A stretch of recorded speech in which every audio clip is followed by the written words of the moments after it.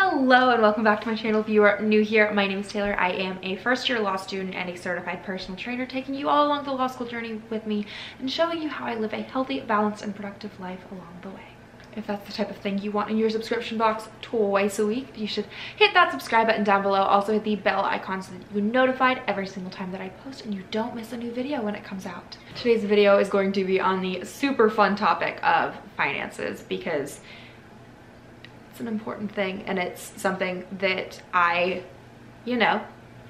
is kind of essential to,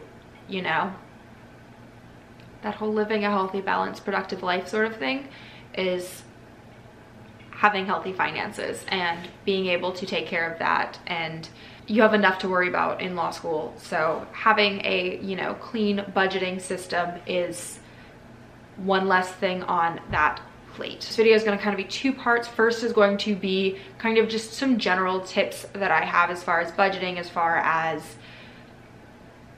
finances go, and the second one is going to be a more specific breakdown of what my budget style system looks like. So let's go. All right, some tips. Number one, do not underestimate the cost of textbooks. That is a significant thing that you need to have in your budget going in. Textbooks cost a lot, even if you are going the cheapest route possible, which is what I do every time. I rent all of my textbooks so that I'm not like having to purchase them, and obviously they're not new. So whenever possible, that's the route that I go. Even doing that, I spent almost $300 on textbooks this semester, and actually more the previous semester because I had to get a couple of books for my legal writing class, which carried over.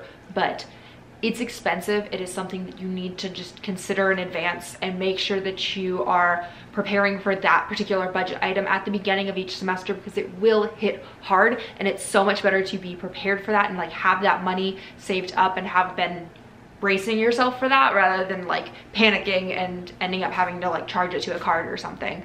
My second tip is just make sure that your budget system, the way that you budget your money, reflects your values. That's really my main thing with budgeting. Is something that genuinely annoys me about a lot of people's financial tips is like, oh, like, you shouldn't spend money if you're like, making less than X amount of money. You shouldn't be spending money on this. You shouldn't be buying this. You should be like, you have to like, never eat out, anything like that. I don't like those types of tips that are like very firm as far as what you can and can't do with your money, because I think that's dumb. And I think every person has a different set of values. There's obviously like responsible spending, like don't spend more than you have type thing. That's normal. But I don't think that, the whole like you can't, like you shouldn't be spending money out, like going out to eat or ordering a bunch of Uber Eats is good advice. I feel like I've gotten like shamed for buying like nice clothes or things like that with money that I have and money that I have earned, and I think that that's incredibly stupid to belittle someone for how they choose to spend money that they have. So just make sure that your budgeting reflects those values. So like having cute clothes is something that I value, so that's going to be where my money goes. If you are a person who values, the convenience of being able to order food and have it delivered to your doorstep, that's okay to like budget a good bit of money to Uber Eats.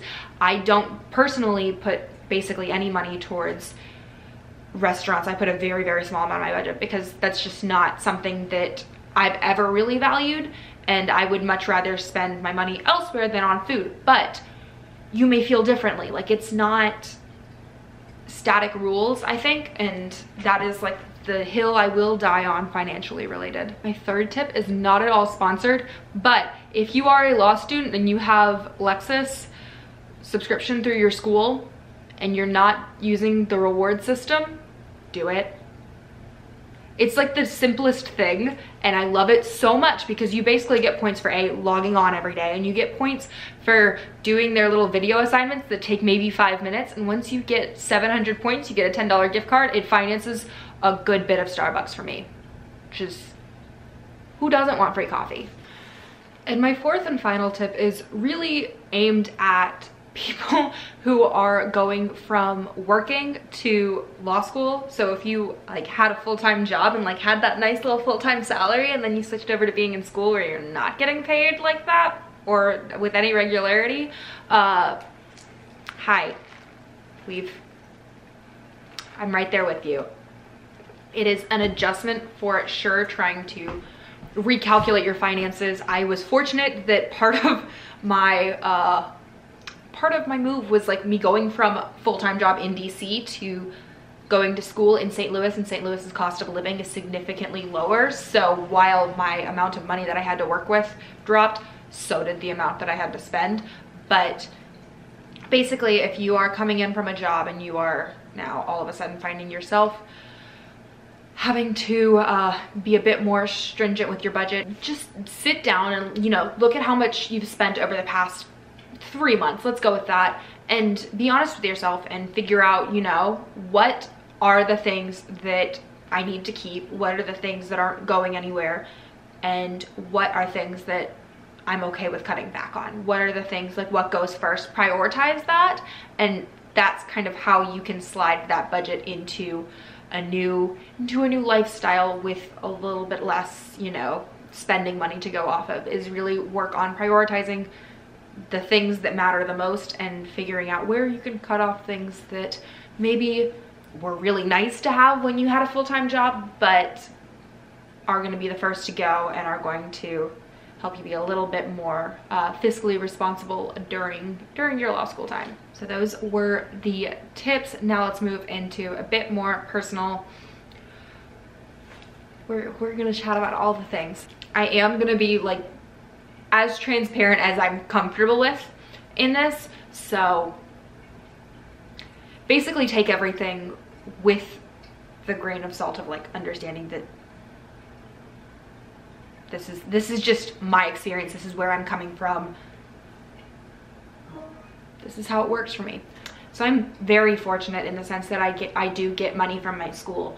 I also have some money, you know, that I saved while I was working for 2 years that I set aside because I knew I was going to be going to law school, and I knew that I wasn't going to have as much of an income then. I also do get a little bit from my parents, who had some money from my college fund left over, and so are able to help support me now. And so obviously for all of these things, I am in a super privileged place that I'm even in this position to begin with. All in all, that puts me at about $2,200 a month as my starting point. Now I do have some like other ways that I get money. So I do get some money from YouTube. It's not that much because I'm, you know, fairly small creator, but I get some money from YouTube. I also get some from, you know, any sort of sponsored whatever that I do over on my Instagram, as well as random things, you know, like credit card rewards and any other money that might come in. So I sometimes have a little bit more to work with, but that is the baseline. So with that, we are going to jump straight into a Google Sheet, which is where all of the calculation magic happens. It's a very simple setup that helps me visualize my month and go from there. I am giving you guys basically a blank sample version. I do have a full tab that's normally dedicated to my actual budgeting and goes all the way back through basically August of last year, because I started using this as my budgeting system while I was still working, but decided we're not gonna show all of that. So here is basically a blank slate. So I'm going to go in, and I have these things broken down into categories that approximately match up with Mint categories, because I also use Mint to live track throughout the month. It fills in a gap that Mint has, which is that you can't update your budget for a month until that month has started, and I like thinking a little bit farther ahead than that. So here we are, this is what we have. So I will plug in things like rent, which is fixed. It will always be $950 a month for this apartment. Then I have my utilities. I pay for internet, and then I pay for electricity. So it's a little higher right now because I keep my apartment fairly warm, and it's winter, so that's fun. I have transportation, which includes my car insurance and gas for the month, and also parking on campus, which is really only $1 every time I go. So very much like not a lot of money at all there, but adds up to a slightly larger number. And then I have food. So food is obviously kind of my biggest budget factor for the month. I go about $500 a month, and for me what that looks like is a 400-100 split, where 400 is groceries and 100 is restaurants. So I really don't go out to eat all that frequently. I've never really gone out to eat all that frequently, so I just give myself 100 for, you know, those random nights where I'm in the mood to order takeout, or if I want to pick something up. That also kind of incorporates my Starbucks budget, so coffee kind of gets shoved in there, and more often than not, more of that budget is coffee than takeout. So, and then the 400 is for groceries, and that might seem like a lot, but it's mostly because I, you know, get certain specialty items that cost more money, I guess. You know, things like K-Cups and all my protein powder stuff, and little specialty orders tend to ring up the majority of that bill. My actual grocery bills are honestly closer to $50 a week, if that. I just don't tend to spend a lot of money on food, because a lot of what I'm buying is fresh fruits and vegetables, and produce is relatively cheap where I live, and so it's not a huge factor. It's just all the fancy health food stuff that really actually makes up the bulk of this section. Next up, we have the gym. This one's a flat rate for me. The gym that I go to is $40 a month. That is actually on the, I think, higher end of things for St. Louis. And this is, you know, if you're not a super like must-have certain equipment type of gym person, this is probably a place you can cut, because A, schools have recreation centers, and B, there are gyms that are cheaper than $40 a month. I just happen to really like the one that I go to, so I pay a little bit more. This is one of those things that, once again, you know, priorities, that's where mine are. Next up is pets. This one is a little bit variable, because I basically spend $60 every 2 months on the cats. That's my like Chewy order for them, so that gets them litter and cat food, the only things they really need. And then obviously there's the big spend every once in a while for basically their vet bill, which is not cheap, but not in my normal budgeting. Then I have personal care. This is once again a bit more of a flexible category, so this one's not always going to be the same. I do start off with a baseline of $40 because I get my nails done, and I keep that in my budget. But other than that, anything that gets added on top of that is more discretionary. Then there's the shopping category. This one is obviously fully discretionary, and so I don't touch this category until I have sorted out everything else. And then we have a miscellaneous category, which is basically just who knows what. It's anything that doesn't fit under the umbrella of anything else. It just goes there so that I'm still tracking things, and I'm not, you know, letting these uncategorized transactions just float off into the wind and figuring out where I lost $200 along the way. And then finally there's savings, and I just try to set aside $100 a month, which obviously like is not, you know, the traditional when you're working you should be setting aside 20% of your income, blah blah blah, traditional financial advice, but I'm not making money, so that I feel like that even saving money at all is a privilege. So, and then you can see I have just a little bit left over, and then obviously once again have a little bit to work with if I have any other income that has come in over the course of the month that I throw on top of there as well. I'm gonna hover over both of these boxes so you can see the little formulas I use. They're very, very straightforward formulas as far as calculating the total that I've spent and then the remaining, so that while I was plugging in all these numbers, these auto update for me and make it very easy for me to see, you know, how close I'm getting to the edge. Next, we are going to navigate over into an active tab, and that's my free spending tab. That tab is where I keep basically anything that's kind of on my like, this is a thing that I want and I will buy it at some point. This is, for me, really helpful as far as limiting my impulse purchases, because if I see something that I want, what I do is I pop over to my spreadsheet and I add that to my list, and so then I can know that it's somewhere. Like, I can make a priority to get it at some point, but I also will wait until I have the money to do so, instead of just buying it at the moment and then trying to figure out where the heck all of my money went. And so obviously you can see this is sorted from low to high, so I have some things that are on the like less expensive end of things, maybe not that less expensive.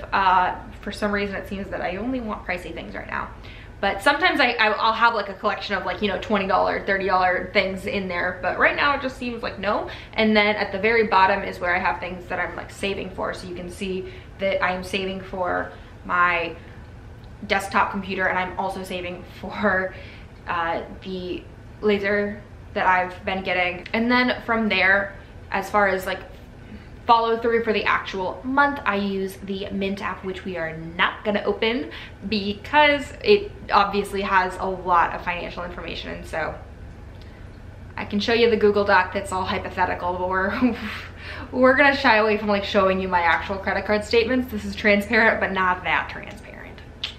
But I use Mint basically as a live tracking version of this, so when the new month shows up, I plug in all of my numbers as I have calculated them. So all of those little budget areas, and then we go from there. And I can see everything in there and see if I'm, you know, getting a little close on an area. I can also make adjustments both in the spreadsheet and in the app when I need to.